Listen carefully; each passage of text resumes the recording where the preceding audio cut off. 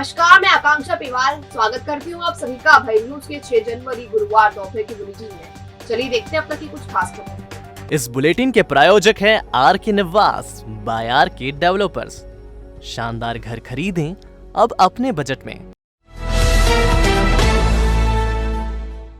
जिसका डर था वही हुआ। लोगों की लापरवाही भारी पड़ती नजर आ रही है। पहली और दूसरी वेव में सड़कों पर जलती चिताओं और अपनों के खो देने के गम को शहर भूला नहीं, लेकिन उस दौरान घरों में जान बचाने के लिए कैद रहे लोग उस वक्त को शायद भूल गए हैं। बाजारों में भीड़ और चेहरे पर मास्क नहीं लगाने का खामियाजा अब सामने आ रहा है। शहर में कोरोना बम फूटा है। एक साथ 35 नए संक्रमित मरीज सामने आए हैं। इसमें 2 साल की 2 बच्चियां भी शामिल है। एक्टिव मरीजों की संख्या बढ़कर अब 92 पर पहुँच गई है। 8 दिसंबर से अब तक 106 मरीज कोरोना पॉजिटिव आ चुके हैं। कोरोना की ये बढ़ती रफ्तार अब डराने लगी है। यदि अब भी हम नहीं संभले तो उस दौर को याद कर लीजिए जो आपने और हमने घरों में कैद होकर देखा है। इधर गृह मंत्री डॉक्टर नरोत्तम मिश्रा ने गुरुवार को सुबह मीडिया से रूबरू होते हुए साफ कर दिया कि प्रदेश में लॉकडाउन लगाने, दुकान और बाजार बंद करने का कोई विचार नहीं है। इस पर अफवाह ना फैलाएं। हालांकि मास्क नहीं लगाने पर सख्ती करने के साथ जुर्माना बढ़ाने और खुली जेल पर विचार किया जा रहा है। उन्होंने लोगों से भी कहा कि कोरोना बम बनकर ना घूमें, कोरोना प्रोटोकॉल का पालन करें। मैं यहाँ स्पष्ट कर देना चाहता हूँ, लॉकडाउन करने का, बाजार बंद करने का कोई भी प्रस्ताव गृह विभाग पर विचाराधीन नहीं है। इसलिए कोई भ्रम फैलाता है, आप सबसे भी प्रार्थना है उस भ्रम को आप भी कृपा करके दूर करें। लेकिन हम कोरोना मास्क न लगाने पर और सख्ती और जुर्माना बढ़ाने पर भी विचार कर रहे हैं। खुली जेल के बारे में भी विचार कर रहे हैं कि लोग कोरोना बम बन के न घूमें। तीसरी लहर रोकने के लिए पूरी तरह से संकल्पित हैं। मुख्यमंत्री जी स्वयं प्रतिदिन बैठक ले रहे हैं। कल भी बैठक लेके कोरोना गाइडलाइन उन्होंने जारी की है। जो शादी में, अंतिम संस्कार में भीड़ भरे कार्यक्रम जो प्रतिबंधित किए हैं वो यथावत जारी रहेंगे। रात्रिकालीन कर्फ्यू यथावत जारी रहेगा। कोरोना प्रोटोकॉल का सब पालन करें, ऐसी प्रार्थना है।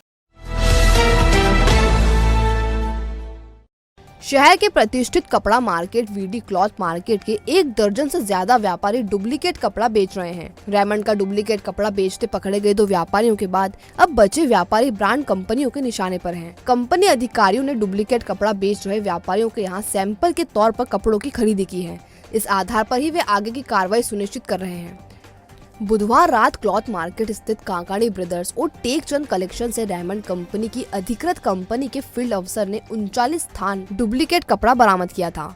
कपड़े की डुप्लीकेसी का पता लगाने के लिए मुंबई की मॉस एंड वैलियंट एजेंसी के प्रोपराइटर मनोज पै और फील्ड ऑफिसर आकिब मेमन 24 नवंबर को मार्केट आए थे। इन्होंने अपनी टीम के साथ 1 दर्जन से ज्यादा व्यापारियों के यहाँ से कपड़ों की खरीदी की। खरीदे गए फैब्रिक की जांच मुंबई की लैब में कराई गई। इसमें रेमंड के कपड़े डुप्लीकेट होने का पता चला। इसके बाद मार्केट में आकर कार्रवाई की गई। अब अन्य प्रतिष्ठित ब्रांडों की रिपोर्ट के आधार पर कार्रवाई होना है। करीब 10 व्यापारी और निशाने पर हैं। राखू चौधरी हत्याकांड में पिस्टल सप्लाई करने वाले 5वें आरोपी को पुलिस ने गिरफ्तार कर लिया है। उससे एक पिस्टल और बरामद हुई है। बजरंग दल के सुरक्षा प्रमुख राखू चौधरी को मारने के लिए आर्यन आर ने बोरखेड़ा के निर्मल सिंह से 28,000 रुपए में पिस्टल खरीदी थी। पिस्टल खरीदी के लिए 22 दिसंबर को पृथ्वीराज पवार ने 5,000 रुपए का पेमेंट निर्मल सिंह को दिया था। हथियार हाथ में आने के बाद राखू चौधरी की हत्या को अंजाम दिया गया। रिमांड के दौरान आर्यन आर्य और तरुण शर्मा ने पिस्टल बेचने वाले बोरखेड़ा के निर्मल सिंह का नाम बताया था। इसके बाद पुलिस ने निर्मल सिंह को गिरफ्तार किया और एक और अन्य पिस्टल बरामद की।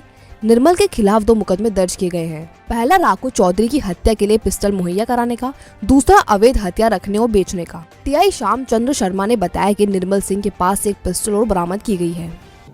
बोरखेड़ा का निर्मल सिंह जिन्होंने इनको पिस्टल मुहैया कराई थी, उसको भी आज बोरखेड़ा से गिरफ्तार किया गया। तलाशी के दौरान एक अलग पिस्टल और मिली है। उसकी प्रत्यक्ष कार्रवाई 25-27 की जा रही है। कुछ करीब 28,000 रुपये में पहले 5,000 रुपये पृथ्वी के हाथों भिजवा के पिस्टल मिलवाई थी करीब 22 तारीख को, और फिर शेष पैसे बाद में दिए गए उसको। और टेक्निकल आधार में भी इसकी पुष्टि हुई है और इस आधार पर आज इसको गिरफ्तार किया है। गिरफ्तारी के दौरान जामा तलाशी के दौरान इसके पास एक पिस्टल और मिली है। उस पिस्टल और जो इनके द्वारा सेन के द्वारा जो पिस्टल पृथ्वी के हाथों भेजी गई थी, उस पिस्टल के संबंध में इससे पूछताछ की जा रही है। प्रथम तो घटनास्थल पे जो पिस्टल मिली थी वो भी बोरखेड़ा के व्यक्ति द्वारा दी गई थी इनको, और एक पिस्टल अभी इसके पास से और मिली है, और अब इससे आगे और कितनी पिस्टलें हैं इस संबंध में से भी पूछताछ की जाएगी कि कहाँ से लेके आया है, ये आगे की प्रक्रिया है। बहू से अवैध संबंध में पड़ोसी को मौत के घाट उतारने वाले पिता पुत्र को कोर्ट ने उम्र कैद की सजा सुनाई है। 5 जुलाई 2016 को बड़नागर के कल्याणपुरा में समंदर सिंह और उसके पड़ोसी बने सिंह और उसके पुत्र घनश्याम ने मौत के घाट उतार दिया था। बने सिंह को आशंका थी कि समंदर के उसकी बहू से अवैध संबंध है। पिता पुत्र ने कुल्हाड़ी, धारी और तलवार से हमला किया था। समंदर की पत्नी ताराबाई ने पुलिस में रिपोर्ट दर्ज कराई थी। वे घटना की चश्मदीद थी क्योंकि घटना के समय में पति के साथ घर के आगे ही बैठी थी। अपर सत्र न्यायाधीश सुनील मालवीय ने आरोपियों को आजीवन कारावास की सजा सुनाई है। पॉलिटेक्निक कॉलेज के अतिथि शिक्षकों ने शहर आए भाजपा प्रदेशाध्यक्ष वीडी शर्मा से फिक्स वेतन दिलाने की मांग की। शिक्षकों ने कहा कि उच्च शिक्षा विभाग ने अतिथि शिक्षकों का वेतन फिक्स कर दिया है, लेकिन हमारा नहीं। शर्मा ने उचित कार्रवाई का आश्वासन दिया है। हमको या तो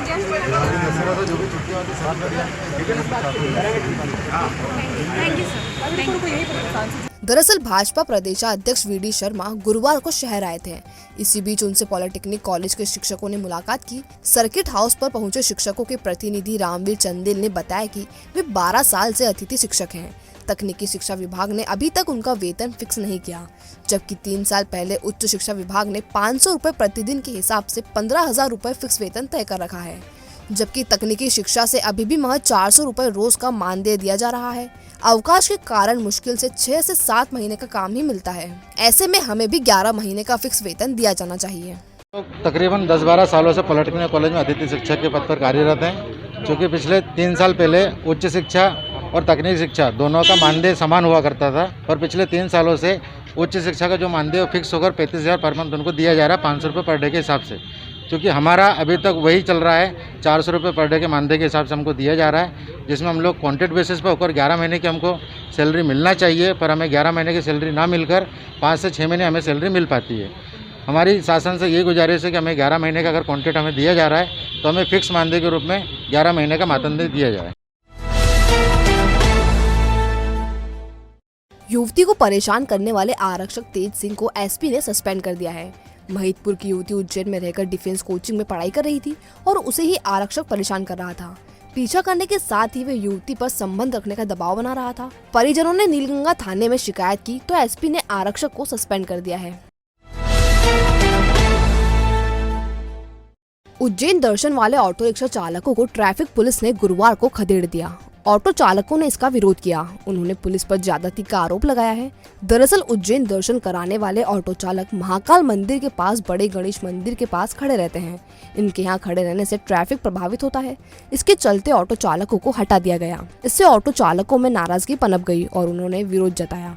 दिलीप मालवीय ने कहा कि हम लोग ऑटो रिक्शा दूर खड़े कर श्रद्धालुओं को ले जाते हैं। अभी हमने कर्ज लेकर अपने डॉक्यूमेंट तैयार करवाए, अब हमें रामघाट पर खड़े होने का कहा जा रहा है। ऐसे में अब हम अपना घर कैसे चलाएंगे? यहाँ पे अदर लोगों जो जिसके मकाने हैं उनको क्या मालूम, उनको हमसे समस्या है, हमारी गाड़ी से समस्या है, या फूल प्रसाद की दुकानों से परेशानी है। फूल प्रसाद की दुकान लग रही है, उसके कारण हमारी ऑटो बाहर कर दी, हमने तो यहाँ खड़ी कर रहे थे, यहाँ से भी हमारी ऑटो बाहर कर दी। अभी हमने कागज़ बनाए 33,000 रुपये के। ये कागज़ हमने कर्ज लेके बनाए, हमारे घर में पैसा नहीं है। हमने कर्ज लिया, किसी से 10% का लिया, 5% का उठाया, किसी ने अपनी महिलाओं के गहने गिरवे रखे और कागज़ बनवाए। तो अब अगर ये ऑटो हम रामघाट जाके खड़ी कर देंगे तो हमारे बच्चे कैसे पालेंगे? दूसरी समस्या यह है कि जो ई रिक्शा है, ना उनका परमिट है, ना फिटनेस है, कुछ भी नहीं है। 4-4 घंटे तक जो नो विकल्प जोन है उसमें गाड़ी घूमती है, ना पुलिस वाले कुछ करते हैं, ना कुछ भी नहीं। प्रशासन को वो नहीं दिखता है, प्रशासन को सिर्फ ऑटो दिखता है। मांग क्या है प्रशासन से? कहना यही पड़ गया हमारा कि हमें एक साइड जगह खुली पड़ी है, हम व्यवस्थित हमारी गाड़ी खड़ी करेंगे और हमारी गाड़ी खड़ी करके ना हमारे दर्शन बनाकर ना हमारा रोजगार आगे बढ़ाएंगे, हमारे बीवी बच्चे पालेंगे। प्रधानमंत्री नरेंद्र मोदी की सुरक्षा को लेकर श्री महाकालेश्वर मंदिर में गुरुवार को महामृत्युंजय जाप किया गया। भाजपा प्रदेशाध्यक्ष वीडी शर्मा, कैबिनेट मंत्री मोहन यादव, सांसद अनिल फिरोजिया और भाजपा के वरिष्ठ पदाधिकारी जाप में शामिल हुए। दर्शन उपरांत प्रदेशाध्यक्ष विक्रम कीर्ति मंदिर में आयोजित कार्यक्रम में शरीक हुए। तो ये थी आज की कुछ खास खबरें। अगर खबरों को लेकर आपके पास कोई सुझाव हो तो हम तक जरूर पहुंचाएं। और जाने से पहले अभय न्यूज़ आपसे अपील करता है कि मास्क लगाएं और सोशल डिस्टेंसिंग का पालन करें। कल फिर मिलेंगे नए बुलेटिन के साथ। नमस्कार।